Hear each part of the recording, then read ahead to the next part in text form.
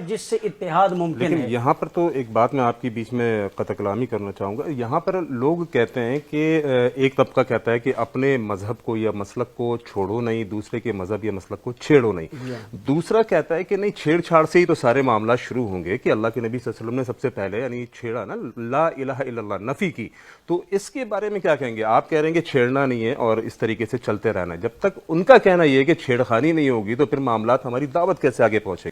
دوسری بات میں نے آپ کی عرض کی، جو آپ نے کہا کہ چھیڑ خانی نہ کریں، چھیڑ خانی سے مراد یہ ہے اپنے مسلک پر عمل درآمد کرتے رہیں، دوسروں کے بارے میں نقائص، دوسروں پر کیچڑ اچھالنا، یہ وہ جڑ ہے جس سے اختلاف پیدا ہوتا ہے. حضرت نے فرمایا کہ اس وقت اتحاد اس طرح سے ممکن ہے کہ ہم اپنے جو مسلک ہے اس کو ہم فالو کریں، اور چونکہ ہمارے یہاں یہ ہوتا ہے کہ ہم دوسروں کو ہٹ کرتے ہیں، کرٹیسائز کرتے ہیں دوسروں کے مسالک کے اوپر، اس سے اختلاف کی فضا بنتی ہے. تو آپ جو آپ کے اس میں ویوز ہیں وہ آپ ذرا سا ہم کو بتائیے کہ آپ کیا بہتر سمجھتے ہیں اس کے اندر کہ اتحاد امت کیسے ممکن ہے اور کیسے پارا پارا ہو رہی ہے؟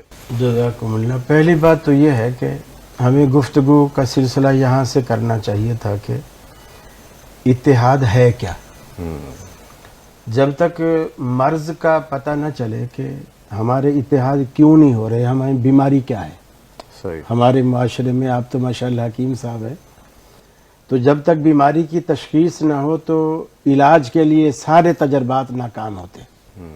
اور یہی وجہ ہے کہ تقریباً صدیاں بیت گئیں یہ کوشش کرتے ہوئے لیکن کہ ہم متحد ہو جائیں. اس کی یہی وجہ ہے کہ جو چیزیں متحد کرنے والی ہیں ہم ان کو بطور علاج نہیں لاتے. جیسے قرآن مجید نے اتحاد کی جو تعریف کی، ایک وہ تعریف ہے اور ایک تعریف ہے جو ہمارے ہاں عوام الناس میں پائی جاتی. عوام الناس میں، حکومت کے ایوانوں میں، سیاستدانوں میں اور دنیا بھر میں وہ تعریف ایک پائی جاتی ہے. وہ یہی تعریف ہے جو آپ نے تھوڑا سا حضرت سے سوال کرتے ہوئے بھی کہا کہ جی یہ لوگ کہتے ہیں کہ جی اپنا مذہب چھوڑو نہیں اور دوسرے کا چھیڑو نہیں. یہ بڑی شد و مد، اور یہی وہ چیز ہے جو اتحاد کے مابین سب سے بڑی رکاوٹ ہے. اب آپ دیکھیں نبی کریم صلی اللہ علیہ وسلم سے یہی درخواست کی گئی کہ ہم آپ کی بات ماننے کو تیار ہیں، لیکن تھوڑی سی آپ بھی ہماری مانیں. یہ اتحاد کی دعوت ہے، تھوڑی سی آپ بھی ہماری مانیں. تھوڑا سا آپ نیچے آ جائیں، تھوڑا سا ہم اوپر آ جاتے ہیں.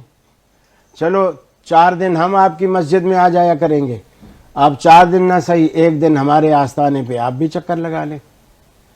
تو اللہ تعالیٰ نے نبی کریم صلی اللہ علیہ وسلم سے کہا کہ انہیں 2 ٹوک الفاظ میں کہو، لکم دینکم ولی دین، کہ جو تم مجھے دعوت دے رہے ہو یہ کبھی ہو نہیں سکتا. میں ان کی پرستش اور پوجا نہیں کر سکتا جن کی تم کرتے ہو، اور تم اس ایک خدا پر نہیں آ سکتے جس ایک خدا پر میں تمہیں دعوت دیتا ہوں. تو یہ دعوت توحید اور شرک کا جو فرق ہے نا، یہ کبھی بھی ایک نہیں ہونے دے گا، کبھی بھی ایک نہیں ہونے دے گا جب تک توحید نہیں آئے گی. جو آیت انہوں نے کوٹ کی، یا اہل الکتاب تعالوا، یہ نبی کریم سے کہا گیا کہ اب یہ دعوت مسلمانوں کو نہیں ہے. ہم جو اتحاد کی دعوت دینے بیٹھے ہیں، مسلمانوں کو اتحاد کی دعوت دینے بیٹھے ہیں. یہ ہمارے لیے اور تعجب کی بات ہے. یہ یعنی ڈوب مرنے کا مقام ہے ہمارے لیے کہ ہم دعوت اتحاد مسلمانوں کو دے رہے ہیں، جبکہ مسلمانوں کو یہ دعوت، قرآن یہ کہتا ہے کہ مسلمانوں نے یہ دعوت اہل کتاب کو دی، یہود و نصارہ کو دی، اور ہمارا اپنا شرازہ بکھرا ہوا ہے. تو ہم ان کو کیا یکجا کریں گے اور کیا جمع کریں گے؟ پھر یہ جو کہتے ہیں نا کہ دوسرے کا چھیڑو نہیں اور اپنا چھوڑو نہیں، اللہ نے جو قرآن مجید میں نبی سے کہلوایا، قل یا اہل الکتاب تعالوا، انہیں دعوت دی کہ آؤ. یہ جو دعوت دی، یہ دعوت دینا کیا تھا اور کس بات پر؟ آؤ الی کلمۃ، ایسی بات پر، سواء بیننا و بینکم، جو تمہارے اور ہمارے درمیان مشترک ہے. اللہ نعبد الا اللہ ولا نشرک بہ شیئا، ہم اللہ کے ساتھ کسی کو شریک نہیں کریں گے، اس کے سوا ہم کسی کی بندگی نہیں کریں گے. اب یہ اہل کتاب کو کہا جا رہا ہے، لیکن اب یہ دعوت کی ضرورت مسلمانوں میں پڑ گئی. یہی تو المیہ ہے صاحب، اس وقت بہت بڑا المیہ، اور یہی وہ چیز ہے جو ہمیں متحد نہیں ہونے دے رہی. تو اس کا حل کیا ہے؟ اس کا حل یہ دیکھیے، حضرت نے 1400 سال پیچھے جانے کا مشورہ دیا. میں کہتا ہوں یہ بہتر مشورہ ہے, ہمیں 1400 سال پیچھے جا کے دیکھنا چاہیے. صحابہ کرام میں اس قدر تفرقے, ایک دوسرے کے پیچھے نماز نہ پڑھنا, ایک دوسرے پر کفر کے فتوے نہیں تھے. اختلافات تھے صحابہ کرام کے زمانے میں تھے, لیکن کبھی خالد بن ولید نے ابو ہریرہ رضی اللہ تعالیٰ عنہ سے یہ نہیں کہا کہ تو نے تو کبھی جنگ ہی نہیں کی, سارا دن مسجد میں بیٹھا رہتا ہے, حدیثیں سنتا رہتا ہے اور میری تیرے پیچھے نماز نہیں ہوتی. کبھی حضرت ابو ہریرہ نے نہیں کہا تو ہر وقت تلوار لے کے گھوڑے کی پشت پر سوار رہتا ہے, کبھی مسجد میں بیٹھ کر اصحاب صفہ کے ساتھ درس نہیں لیا, لہذا میری تیرے پیچھے نماز نہیں ہوتی. کبھی بھی صحابہ کرام نے کسی بھی چیز کو نزع کا باعث نہیں بنایا. اس کی وجہ کیا تھی کہ ان سب کی بنیاد ایک تھی, صحیح, اور وہ بنیاد تھی رسول اکرم صلی اللہ علیہ وسلم کا قائد, رہبر, رہنما, لیڈر ہونا.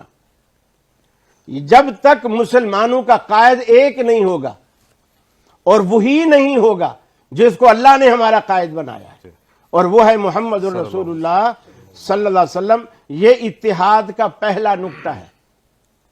اور صحابہ کرام نے اس پر عمل کر کے ہمیں دکھایا. اور قرآن بھی کہتا ان تنازعتم فی شیء, یہ نہیں کہا کہ مسلمانوں میں تنازع نہ ہو, یہ تو ممکنات میں سے ہی نہیں تھا کہ انسان کہیں بچتے ہوں, ان کے مزاج, ان کی سوچ, ان کی فکر, ان کا معیار سب الگ الگ ہو اور ان میں کبھی تنازع نہ ہو, یہ تو ممکن ہی نہیں تھا.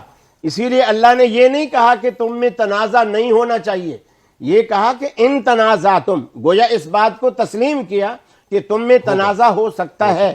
جب تم میں تنازع ہو جائے فردوہ الی اللہ والرسول, تم اس تنازع کو اللہ اور اس کے رسول پر پیش کرو. یہ اس کا حل پیش کیا. پھر کسی سیاستدان کے پاس, کسی اور کے پاس جانے کی ضرورت نہیں, ڈائریکٹ قرآن و حدیث پر اس مسئلے کو پیش کرو. قرآن و حدیث جو اس کا حل تمہیں دے, پھر اس سے وہ حل تم حاصل کرو. جزاک اللہ خیر صاحب, بہت خوب آپ نے گفتگو کی. ابھی ہمیں بریک پہ جانا ہے, بریک سے آنے کے بعد انشاءاللہ اس موضوع کو ہم مزید آگے لے کے چلتے ہیں.